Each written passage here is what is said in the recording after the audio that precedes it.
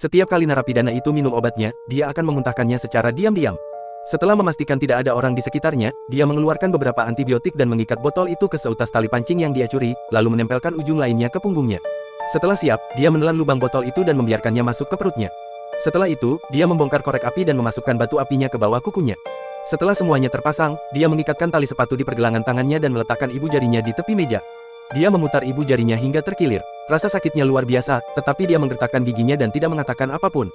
Dia tahu bahwa ini adalah satu-satunya kesempatannya untuk melarikan diri. Pria yang telah membunuh 2 orang dan berharap menghabiskan sisa hidupnya di penjara ini, tiba-tiba diberi kesempatan yang tidak terduga.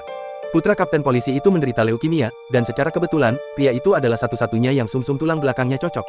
Dia melihat ini sebagai kesempatan, dan bergerak keesokan harinya. Pria itu dikawal oleh penjaga ke rumah sakit tempat putra kapten polisi itu dirawat.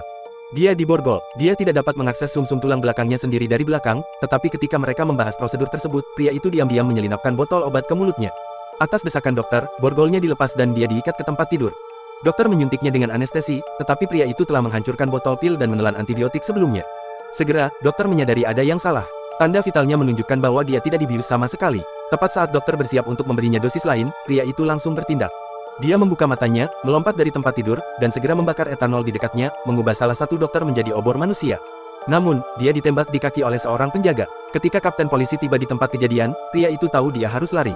Dia meraih defibrilator, melompat ke ruang cuci, dan melarikan diri ke ruang mesin.